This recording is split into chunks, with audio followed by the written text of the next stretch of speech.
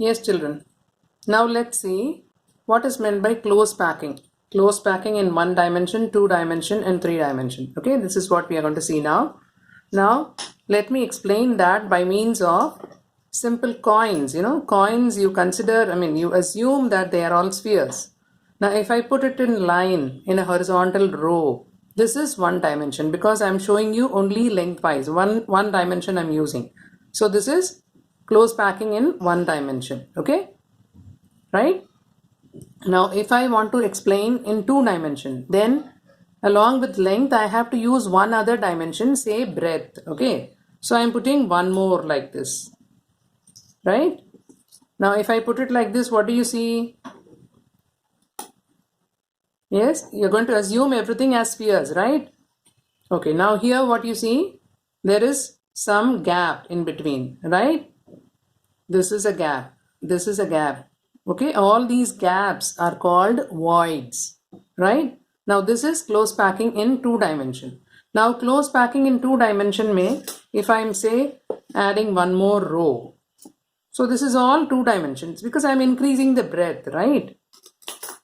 So this is close packing in 2 dimension. Okay, now if I join the center of this sphere with this and then with this and then with this, I get a square, right? So you call this as square close packing. Okay, this is a square. I join the center of 4 spheres, I'll get a square. Then again, if I join these 4, then I'll get a square. So you call this kind of packing as square close packing. Now there is one other way in the same 2 dimension that you can arrange the spheres. How? You can put the second row in the depression of the first row like this, right? If you put it like this, what you have? You are getting a triangular void, is it not? This is the void. The empty space in between the spheres, they are called as voids, V-O-I-D. So these are voids, right? Now another layer I am starting like this, like this, like this. Okay, now in this what you find, say this is your central sphere. Surrounding the central sphere you are having 3, 4, 5, 6 spheres are there. So if I join the center of these spheres surrounding the central sphere, I will get a hexagon. So this is called as hexagonal close packing. Okay, now let me again come back. In the 1 dimension, this sphere is attached to 2 other. This sphere is attached to 2 other. So the number of spheres with which a particular sphere is in contact is called coordination number. So in the case of close packing in 1 dimension, the coordination number is 2, right? Now, if you are going to show in the 2 dimension, say like this when we did, here what you have, here, say you consider this sphere, it is in touch with 4 other spheres, right? So the coordination number in close packing in 2 dimension, then it is 4. This sphere is in touch with 4 other. Okay, so the coordination number is 4. You take anything for that matter, you will find 1, 2, 3, 4. Take this 1, 2, 3, 4. Is that clear? So if I expand it on this side and that side, you will find for each and every sphere, the coordination number will be 4. But then, if you are going to show the arrangement like this, then in this case, what is the coordination number? See the coordination number? Supposing this is your central sphere, then 1, 2, 3, 4, 5, 6. There are 6 spheres around it, is it not? So the coordination number is 6. If you are going to do hexagonal close packing, this is called as hexagonal close packing. What was the previous one that I showed? It is square close packing. Okay, so this is about packing in 2 dimension, right? Okay. Now let us see what is meant by packing in 3 dimension. Now, what I'm going to do, let me first show you.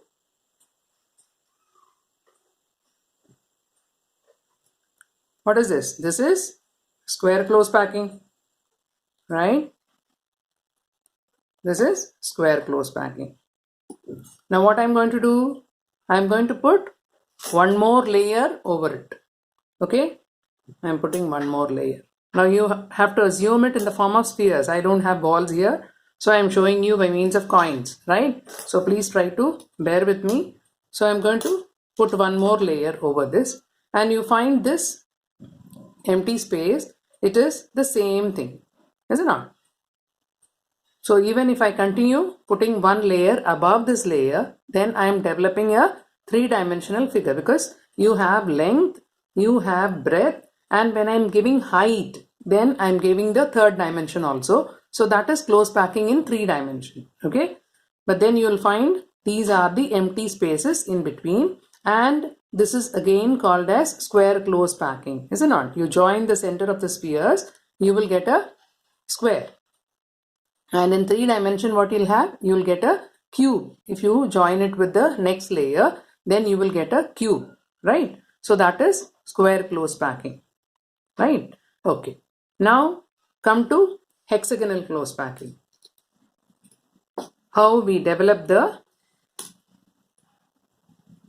3-dimensional packing, or how we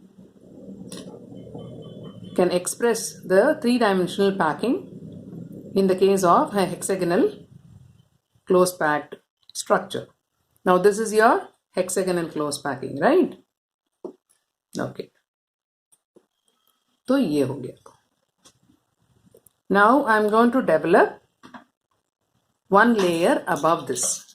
Okay. Now when I'm trying to show one layer above this, what I will have now, this is a triangular space, this is a triangular void, this is a triangular void, all are triangular voids. Now if I'm going to place one on top, right? So what do you see here? 3 below and 1 above, right? So here the space in between the 4 spheres, these 3 and the 4th one that I'm going to put, assume I told you in the form of spheres. So there will be some space in between the 4 spheres, that is called as tetrahedral void. What is it called? It is called tetrahedral void.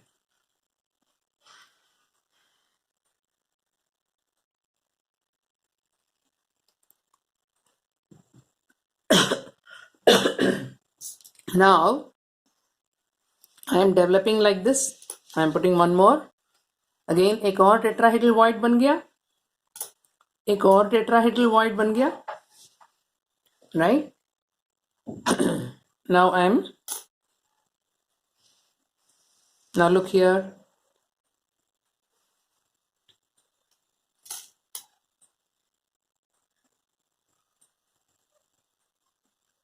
Now what do you see here? You are seeing 3 spheres at the bottom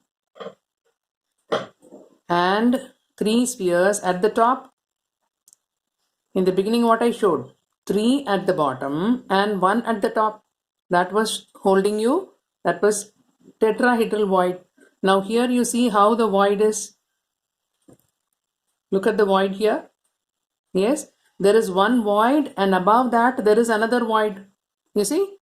एक void के ऊपर दूसरा void आ गया, है ना? So now that void, this space is surrounded by 6 spheres, 3 on top, 3 at the bottom. Now such a void is called as octahedral void. The space surrounded by 6 spheres is called as octahedral void, and the space surrounded by 4 spheres is called as a tetrahedral void. Okay, this octahedral void, it will be somewhat like this. आप ध्यान से देखोगे, you will find like this. Whereas a tetrahedral void, I can't show you here. It will be something like this. This is having 4 corners, right? And this is having 6 corners. And why you call it as octahedron when it is having only 6 corners? Because there are 8 faces. Is it not? This is one face. This is one face. So when you count, you will have 8 faces. That is why it is called as octahedral. Hedra means face. Octa means 8. It is having 8 faces. That's why you call it as octahedral. Right? Okay.